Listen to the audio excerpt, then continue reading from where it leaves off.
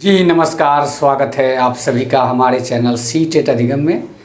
दोस्तों, आज की इस वीडियो में बात करेंगे 7वीं चरण बहाली को लेकर बहुत सारी अटकलें हैं और एक सबसे इम्पॉर्टेंट बात ये है कि जैसा कि आप सभी को पता है कि नहीं वो तो मैं नहीं जानता, लेकिन ये सच्चाई है। एक स्टूडेंट के द्वारा आरटीआई के थ्रू बिहार में कितनी सीटों की संख्या है और कितने सीट सैंक्शन है, वर्किंग सीट कितने हैं, वो सारे डाटा एक आरटीआई के थ्रू किसी स्टूडेंट ने मंगाया है। हालांकि ये लेटर बहुत दिन पहले भी आया था और ये सच भी है।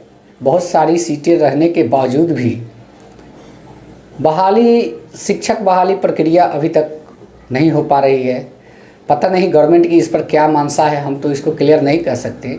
लेकिन आज की इस वीडियो में बात करेंगे कि जब इतनी सीट है तो 7वीं चरण के नोटिफिकेशन देने में गवर्नमेंट का क्या जाता है। जब इतनी रिक्त पद खाली तो क्यों नहीं बहाली। कुछ स्लोगन भी बन जा रहे हैं और यहाँ पे गवर्नमेंट का जो है फॉर्मूला देख के कुछ चिंता भी हो रहा है कि क्या सही में 7वां चरण समय से आएगा कि नहीं। तो सबसे पहले आज जो आरटीआई के थ्रू लेटर मंगाया गया है सीटों की गणना और वर्किंग सीट और सैंक्शन सीट के बारे में, उसको सबसे पहले जान लेते हैं कि बिहार में अभी भी कुल कितनी रिक्तियां हैं। तो चलिए मैं आप लोग को बता देता हूं सीट कितना है। आप देख सकते हैं कि एलिमेंट्री एजुकेशन जो 1 to 5, 1 to 8 होता है, उसमें सीटों की संख्या जो सैंक्शन सीट है वो आपका है 5,92,541। वर्किंग सीट कितना है 3,69,053। यहाँ पे 1 to 8 की सीटों को लेंगे तो आप देख सकते हैं कि 5,92,541 सीटें यहाँ पे है। और वर्किंग सीट यानी कि कार्यरत सीट जो है कितना है 3,69,053। इसको अगर हम लोग माइनस करते हैं तो बैलेंस सीटों की संख्या पता चल जाएगी।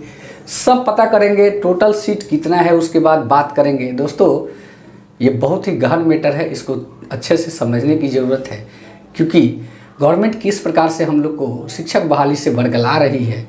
सीट रहते हुए भी नोटिफिकेशन नहीं देना, तरह तरह से प्रताड़ित करना, ये कहाँ तक जायज़ है। इस कैलकुलेशन को समझे और खुद इस बात को समझे कि ये कितना बड़ा चिंता का विषय है। जी हाँ, सेकेंडरी एजुकेशन को ही लेते हैं। 9 to 10 जो है 9 to 10 को अगर लेते हैं तो आप देख सकते हैं कि यहाँ पे कितना हुआ 55,885। 55,885 सैंक्शन सीट है ये।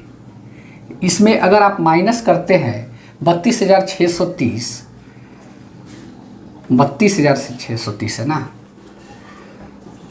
32,630, तो यहाँ पे आपको इसका बैलेंस सीट का पता चलेगा। और आप देखिए हायर सेकेंडरी का, इसमें भी यानी कि 11-12 के सीट का संख्या देखिए, तो 11-12 की सीटों की संख्या को अगर हम देखें तो 43,821 माइनस 11,467। अब आप देख सकते हैं कि अगर हम सबका कैलकुलेशन निकालते हैं तो सीटों की संख्या कितनी होती है। चलिए फटाफट एक बार निकाल लेते हैं, उसके बाद आगे इस वीडियो में बढ़ेंगे।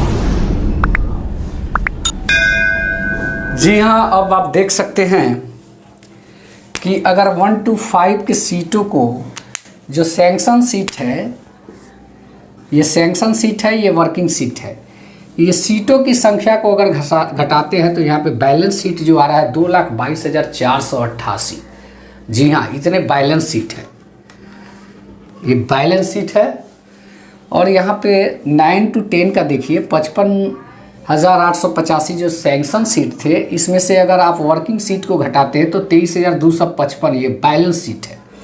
वैसा ही 11-12 का स्थिति है 43,821 में जो सैंक्शन सीट है ये आपका, इसमें से अगर वर्किंग सीट को घटाते हैं तो 32,354 सीट बैलेंस है। अब रहा प्रश्न कि प्राइमरी में 2.5 लाख सीट अगर खाली है और लगभग 25,000 सीट 9 to 10 में 30,000 के आसपास 11 to 12 में सीट अगर खाली है, उसके बाद भी गवर्नमेंट इस बहाली को लटका के रख रही है, तो इससे यह साफ पता चलता है कि इसकी मंशा क्या है। ये नहीं चाहती है कि छठे चरण का बहाली जो है समाप्त हो, क्योंकि इस बहाली समाप्त होने के बाद भी आप सभी अभ्यर्थी, हम सभी अभ्यर्थी के द्वारा जब पूछा जाता है कि सर 7वां चरण कब तक आएगा, इस पर सीधा कहना होता है कि छठे चरण की समाप्ति को होने दीजिए। जबकि एक लेटर वायरल हुआ था, उसमें से सीधा लिखा हुआ था कि विशेष चक्र की काउंसलिंग की समाप्ति होने के बाद छठे चरण की बहाली प्रक्रिया को पूर्णतः समाप्त मानी जाएगी। अब नया स्टेटमेंट क्या आया है कि इन लोगों की ज्वाइनिंग होने के बाद ही समाप्त मानी जाएगी, उसके बाद क्या होगा पता नहीं। इसलिए अब वो टाइम आ गया है कि कैसे भी हो, कैसे भी करके नोटिफिकेशन तक पहुंचना होगा, क्योंकि शिक्षा मंत्री जी के द्वारा बार बार अपने बयानों को बदलना यह इस बात की ओर इशारा कर रहा है कि शिक्षा मंत्री जी नहीं चाहते हैं कि आपकी बहाली हो। आप इस चीज़ को देख के अंदाज़ा लगा सकते हैं कि लगभग 3 लाख के आसपास सीट बैलेंस हो रही है। उसके बाद विभाग में जाने के बाद 30,000 और सीटों की बात की गई थी और 50,000 सीट, जैसा कि आप सभी जानते हैं 94,000 शिक्षक बहाली में से बैलेंस आ रहा है। तो लगभग ये 3 लाख और वो 80,000, 4 लाख सीट टोटल शिक्षक के हैं खाली, फिर भी नहीं है बहाली। इस बात को आप अच्छी तरह समझें कि अब यह चीज़ बिल्कुल क्लियर हो चुका है कि मांगने से कुछ मिलने वाला नहीं है। इसके लिए अपने हक के लिए किसी भी प्रकार का ठोस कदम उठाने का ज़रूरत है, क्योंकि यह क्लियर हो चुका है कि अब जो है मांग के आप अपनी मांगों को नहीं हासिल कर सकते। जी हाँ, इस वीडियो का मकसद यही था कि टोटल जो सीटों की संख्या है उसको एक बार कैलकुलेट करके देख लिया जाए। जैसे ही कोई अच्छी एक टाइमिंग मिलेगी, कैटेगरी वाइज कितना तक मेगा अंक बनेगा, इस पर भी मैं वीडियो बनाने की फुल कोशिश कर रहा हूं, क्योंकि अभी उस टाइम को नोटिफिकेशन के लिए ही लगाया जा रहा है कि नोटिफिकेशन किस प्रकार से आए। इस पर लगातार अपनी मंथन चल रही है और इसके लिए हम लोग बिल्कुल कार्यरत है। हम लोग चाहेंगे कि कैसे भी हो अप्रैल महीने के भीतर ही नोटिफिकेशन आए। अगर अप्रैल में नहीं आता है तो ये एक बहुत बड़ा बुरा संदेश होगा आप सीटेट दिसंबर और जनवरी जो 7वें चरण की शिक्षक बहाली का इंतज़ार कर रहे हैं उन अभ्यर्थियों के लिए। इसलिए सबसे बड़ी प्रधानता यही है कि जो 7वां चरण है उसका नोटिफिकेशन यथाशीघ्र जारी हो। इसके लिए हम लोग लगातार प्रयासरत है और आप लोग को भी, जैसा कि आप सभी जानते हैं, कल का ट्विटर कैंपेन आप लोग किस प्रकार से ट्विटर को हैंडल किया है ये अभी तक कंफर्म नहीं हो पाया है, लेकिन मैं बता देना चाहता हूं कि वर्क कुछ काफ़ी हद तक सराहनीय आप लोग का नहीं रहा।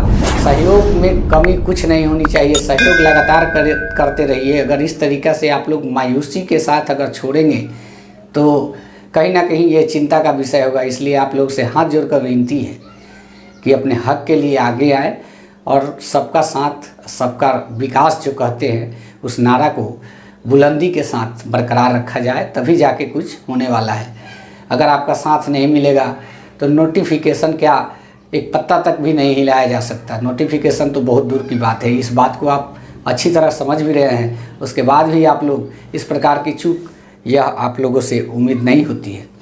जी हाँ, आज के इस वीडियो में इतना ही, और जैसे ही कोई अच्छी वीडियो जो कि नोटिफिकेशन से संबंधित वीडियो हो मैं अपने चैनल पे कोशिश करूँगा अपलोड करने के लिए। फ़िलहाल आज की इस वीडियो में इतना ही, और अच्छा लगे तो चैनल को भी सब्सक्राइब कीजिए। धन्यवाद। जय हिंद, वंदे मातरम।